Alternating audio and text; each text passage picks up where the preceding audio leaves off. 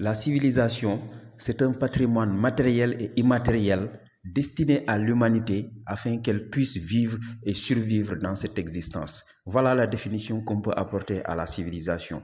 Aujourd'hui, vous pouvez entendre parler des civilisations par-ci, des civilisations par-là. Il n'existe qu'une seule civilisation, en fait. Voilà. Donc, le pluriel de ce mot-là, c'est-à-dire on peut faire recours au pluriel concernant la civilisation et parler des civilisations quand on fait allusion aux différents éléments de la civilisation. Mais il n'existe pas plusieurs civilisations de gauche et à droite. C'est comme quand vous parlez de religion. Voilà, donc il n'existe qu'une seule religion. De la même manière qu'il n'existe qu'une seule religion parce qu'il n'y a qu'un seul Dieu, il n'existe qu'une seule civilisation. Maintenant, on vous parlera de la civilisation, je ne sais pas, Inca, Maya, je ne sais pas moi, patati patata. Ça n'a aucune espèce d'importance, ça n'a pas de sens. Il n'existe qu'une seule source de civilisation parce qu'il n'existe qu'un seul Dieu qui en pourvoit. Il est le seul pourvoyeur de cette civilisation. Donc les gens qui vont inventer des je ne sais quoi là, aller créer je ne sais quoi là, les blancs qui font la ruée vers les inventions et les créations, ils savent pertinemment qu'il n'existe qu'une seule source de civilisation. C'est pourquoi vous allez très souvent entendre chez les musulmans, d'ailleurs c'est tout aussi pertinent dans la religion chrétienne, parce qu'il faut savoir qu'au départ il n'y avait qu'une seule religion. Mais lorsqu'ils disent, par exemple, le fameux verset, je ne sais pas moi, la fameuse citation coranique que l'on dit en arabe, kullu bidatin dalala, hein, voilà. Donc ça, c'est une pertinence qui est en rapport avec la civilisation, c'est-à-dire l'innovation. Cela relève tout simplement du satanisme. Ce n'est pas une question seulement religieuse. L'innovation relève du satanisme parce que c'est Satan qui cherche à brouiller les pistes et à détourner l'humanité vers une orientation qui n'est pas celle de la liberté. Bon, je ne vais pas vous en dire plus concernant la liberté parce que ça va nous mener vers d'autres digressions. Mais il faut savoir que de deux choix, nous n'en avons qu'un seul. Voilà, donc soit la liberté ou bien la servitude. La liberté, c'est justement quand on s'oriente vers le droit chemin, celui qui nous mène à Dieu. Et la servitude, ça nous mène vers l'esclavage. Ce sont les relations qui existent entre Satan et ceux-là qui l'a fini de détourner du droit chemin. Voilà. Donc, il faut savoir que c'est le Saint-Esprit qui nous a envoyé la civilisation. Et cette civilisation-là, elle s'est manifestée de plusieurs manières. Voilà, donc c'est ce qui permet à l'être humain d'être un humain. Voilà, donc la parole, voilà, tout ça, ça fait partie du patrimoine qu'est la civilisation. Voilà, donc il y a la religion. Et la religion, lorsque nos ancêtres l'ont reçue, ils ont procédé justement à sa mise en pratique. Voilà. Et la mise en pratique de la civilisation, c'est ce qui va amener aux traditions et aux rites. Voilà, donc c'est ça. C'est pourquoi c'est comme un peu ce qui se passe avec le médecin. Le médecin qui vous rédige une ordonnance, voilà, donc ou bien vous allez chez le pharmacien, donc il vous donne les médicaments, mais il y a aussi la notice. Voilà, donc il y a le médicament, mais il y a aussi la notice qui vous permet de pouvoir connaître la posologie de ce médicament-là. Voilà, donc c'est ça, c'est pareil. Donc la tradition et la religion, c'est comme ça. Donc il y a la parole de Dieu, mais il y a également la parole des anciens qui nous permet justement de pouvoir mettre en pratique la parole de Dieu. Voilà, donc c'est comme ça que ça se passe. Maintenant, ceux qui disent que le Saint-Esprit n'existe pas, nous avons déjà apporté une réponse à ce niveau-là. Il n'y a plus à spéculer là-dessus. Mais il faut savoir une chose, pour ceux qui ont lu la Bible et le Coran, surtout la Bible, c'est à ce niveau-là que l'accent va être beaucoup plus apparent. Donc, on va mieux voir ce qui se passe. Mais pour ceux qui ont eu à lire la Bible, moi j'ai lu la Bible du début jusqu'à la fin, plusieurs fois je crois. Voilà, donc, mais je l'ai lu du début jusqu'à la fin. Je sais qu'il y a beaucoup d'entre vous qui n'ont jamais lu la Bible du début jusqu'à la fin. Mais si au moins vous avez lu un ou deux passages, surtout dans l'Ancien Testament, vous allez remarquer une chose. C'est l'attention particulière que Dieu a pour l'humanité.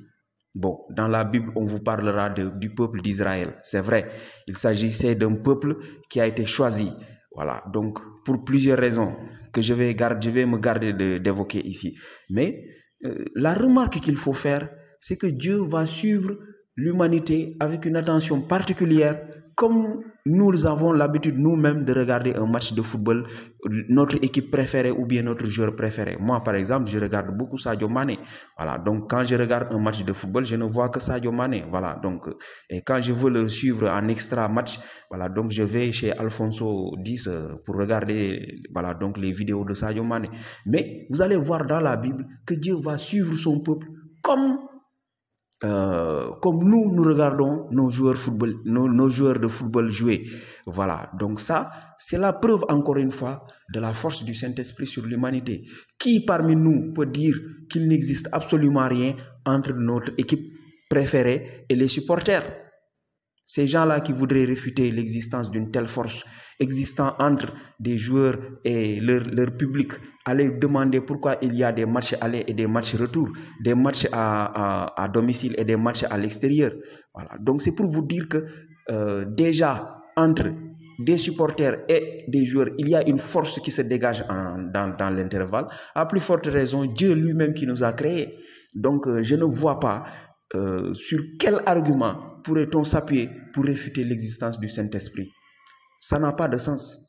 Ça n'a pas de sens. Donc le Saint-Esprit est une évidence. On ne peut pas nier l'existence du Saint-Esprit. Et il faut savoir que ce Saint-Esprit-là était le compagnon privilégié des anciens Égyptiens. Ah oui, c'est un compagnon privilégié des anciens Égyptiens. Maintenant, il faut savoir que les anciens Égyptiens, avec le privilège de ce Saint-Esprit qu'ils ont eu, donc ils vont recevoir la civilisation de manière expresse.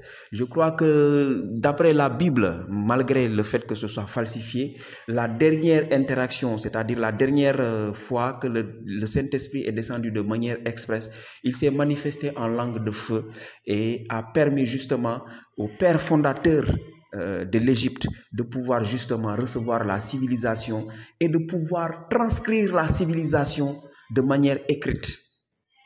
Voilà. Donc ça, c'est l'homme blanc qui ira falsifier. Vous allez voir qu'il va complètement l'extirper des évangiles, il va complètement l'extirper de l'Ancien Testament et il va seulement le rejeter vers justement, c'est-à-dire les actes des apôtres. C'est là-bas seulement qu'on va voir ce passage des textes sacrés. Mais il faut savoir que même la Bible, avec ces prophètes, soi-disant prophètes qu'il vous présente, ce sont les prophètes de l'Apocalypse. Parce que les véritables prophètes, ils ont existé entre l'histoire et la préhistoire. Donc des milliers d'années avant justement ces prophètes que nous sommes en train de vénérer. Hein? Mais il faut savoir que les vrais prophètes ont existé entre la préhistoire et l'histoire. Ce sont eux qui sont les pères fondateurs de l'Égypte. Ce sont eux-mêmes qui ont reçu la civilisation pour l'humanité. Vous savez, il suffit d'y réfléchir un peu pour voir comment est-ce que Dieu peut nous faire descendre sur cette terre, nous laisser à nous-mêmes jusqu'à ce que nous ayons fini de construire des maisons, écrire des textes. Ensuite, il nous fait venir quelque chose comme un message aussi, le message du salut de l'humanité à une période 2000 ans après. Ça n'a pas de sens. C'est pour vous dire que l'homme blanc, il n'est pas intelligent. Malgré tout ce qu'il fait pour essayer de brouiller les pistes, il n'est pas intelligent. L'homme blanc n'est pas intelligent.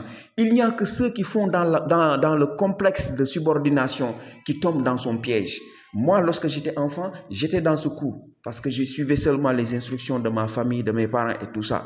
Mais maintenant que je suis dans la recherche, non, sérieusement, je ne peux pas tomber dans des sordidités de ce genre, dans des cupidités de ce genre. L'homme blanc n'est même pas intelligent. C'est vrai qu'il utilise la force de son maître Satan et des anges déchus pour hypnotiser l'humanité et l'induire en erreur. Mais vraiment, ces cupidités-là, vraiment, c'est trop flagrant pour qu'on tombe dans un piège pareil. Hein? Donc, je reviendrai encore une fois et nous allons davantage discuter sur le patrimoine qu'est la civilisation que le Saint-Esprit a bien voulu nous doter. Mais il faut retenir que le Saint-Esprit est une réalité et qu'il nous a envoyé la civilisation.